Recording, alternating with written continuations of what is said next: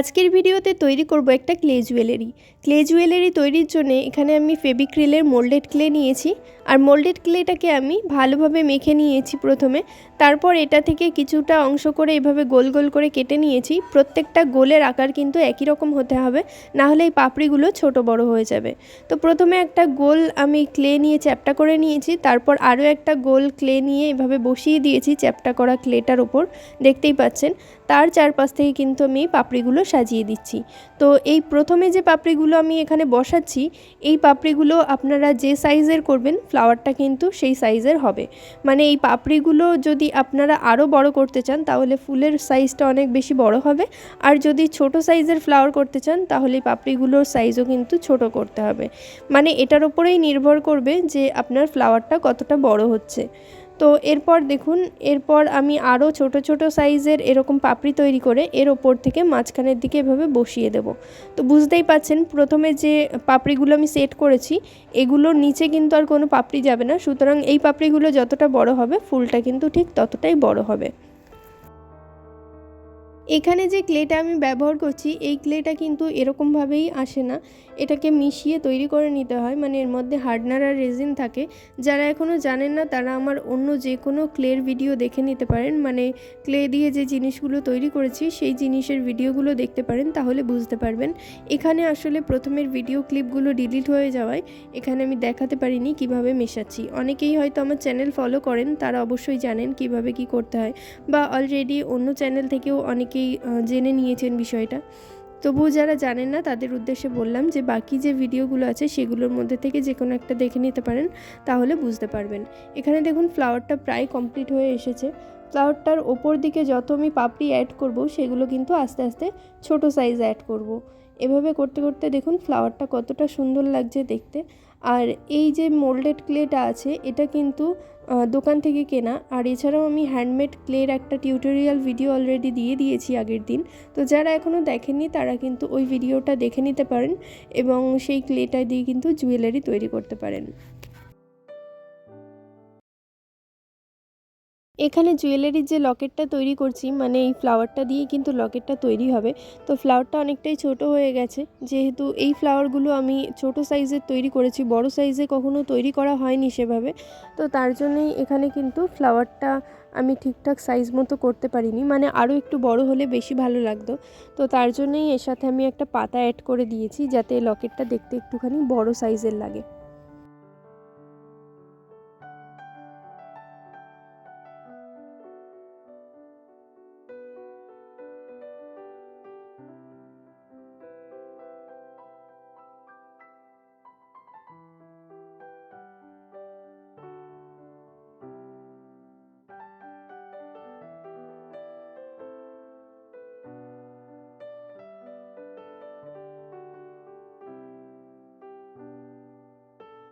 এখানে যে ফ্লাওয়ারটা আমি তৈরি করেছি লকেট হিসেবে ব্যবহার করার জন্য, সেই ফ্লাওয়ারটা কিন্তু একটু ছোট সাইজ হয়েছে।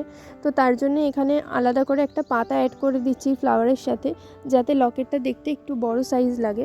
তো এখানে দেখতেই পাচ্ছেন পাতার শেপ দিয়ে নিয়েছি। এবার এই পাতার সাইড থেকে কোনা করে কেটে দেবো, তাহলে পাতাটা কিন্তু একটু অন্যরকম দেখতে লাগবে। তো পাতাটা তৈরি করার পর এরপর আমি লকেটের সাথে পাতাটাকে অ্যাড করে নেব।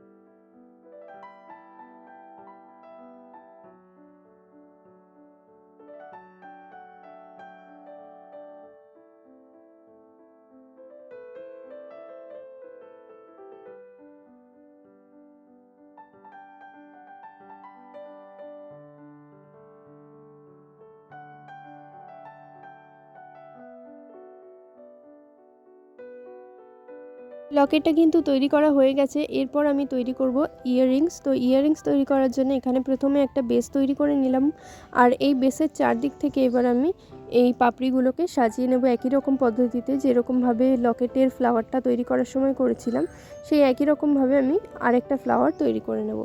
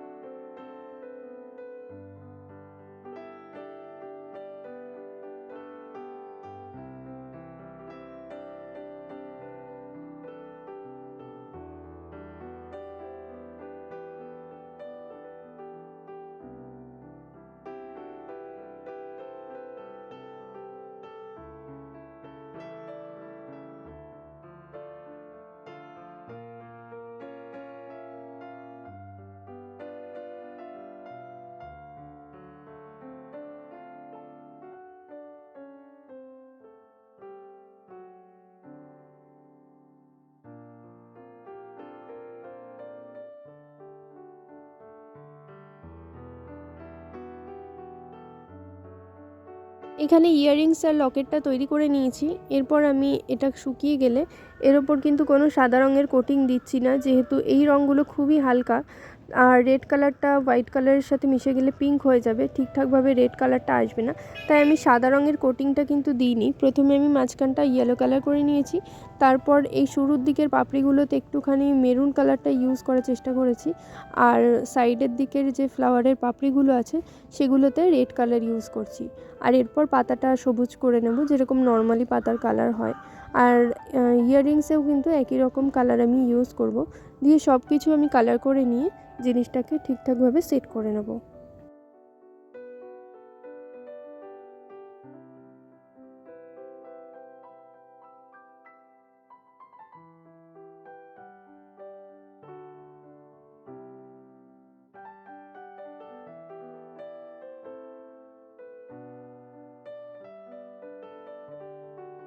এখানে যে জুয়েলারিটা তৈরি করছি এটা আসলে একটা অর্ডারের জুয়েলারি ছিল। অর্ডারটা সকালে পেয়েছিলাম আর রাতে জিনিসটা দেওয়ার কথা ছিল, আর মাঝখানে একদমই টাইম ছিল না, খুবই তাড়াহুড়ো করে করতে হচ্ছিল। এখানে যে টাসেলটা দেখতে পাচ্ছেন এটা কিন্তু একটা চোকারের টাসেল। আমার কাছে এক্সট্রা করে লাল সুতো বেশি ছিল না, তো তার জন্য আমি এই টাসেলের সাথে বাকি যে সুতোটা ছিল সেটা দিয়েই একটা টাসেল তৈরি করে দিয়ে দিয়েছি। তো এখানে আর কোনো অপশান ছিল না যে আলাদা করে আমি সুতো কিনে এনে করব। তো তার জন্যে বাড়িতে যে সুতো ছিল তার সাথে এই টাসেলটা অ্যাড করে দিয়েছি। আর এই টাসেলটা কিন্তু আমি একটা চোকারের সাথে তৈরি করেছিলাম, মানে চোকার সেটের সাথে ছিল এই টাসেলটা। তো এটার মধ্যে এভাবে কাঠের বিট ভরেছি, আর এই টাসেলের যে নিচের ব্যাক সাইডের যে কড়িগুলো আছে এগুলোকে ফ্রন্টে দিয়ে দিয়েছি, মানে এটা সামনে থাকবে। আর একটা কড়িকে ছোট করেছি, একটা দড়িকে ছোট করেছি আর একটা দড়িকে বড় সাইজ রেখেছি, দিয়ে ক্লে দিয়ে কিন্তু এই লকেটটাকে আমি আটকে দিয়েছি। এরপর দেখুন এর ব্যাক সাইডে যে দড়িগুলো আছে এগুলো দিয়ে না কোনো টাইটাসেল তৈরি করা যাবে না কিছু করা যাবে, এতটাই ছোট। আর তারপর এই দুটো কিন্তু অসমান আছে, তো ভাবছিলাম কি করা যায়। তো তার জন্যে এই টাসেলটা আমি ভাবছিলাম এর সাথে অ্যাড করব কোনোভাবে, কিন্তু হচ্ছিল না দেখে আরও যে এক্সট্রা সুতো ছিল সেটাকেই আমি পেঁচিয়ে নিয়েছি এর মতো করে, দিয়ে এরকম একটা গিট দিয়ে নিয়েছি দুটো সাইডেই। কিন্তু এই গিটগুলো দেখা গেলেও হবে না, তো তার জন্য এর মধ্যে আমি কটন বল ভরে নিয়েছি।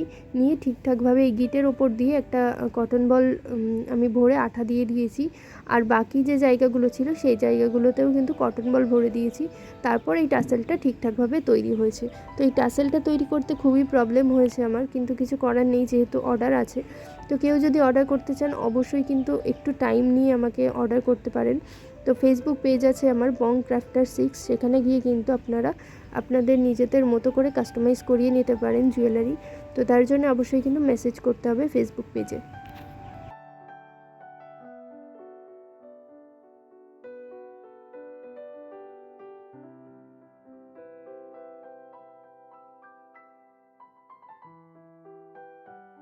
এখানে দেখতেই পাচ্ছেন জুয়েলারিটা কমপ্লিট হয়ে গেছে, আর এটা কমপ্লিট করতে করতে সন্ধ্যা হয়ে গেছিলো, আর সন্ধ্যাবেলায় বা রাতের বেলায় কিন্তু জিনিসটা দেওয়ার কথা ছিল, তো তার জন্য আমি ফাইনাল লুকটা আর আপনাদেরকে দেখাতে পারিনি।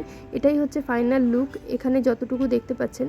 আর ইয়াররিংসগুলোতে দেখেই নিয়েছেন, এখানে আমি কিন্তু ব্যাক সাইডে একটা লক সিস্টেম করে দিয়েছি, আর এই দিকটাতে আমি একটা সুতো বেঁধে ছোট একটা টাসেল তৈরি করে দিয়েছি। তো ভিডিওটা ভালো লাগলে একটা লাইক করে দেবেন।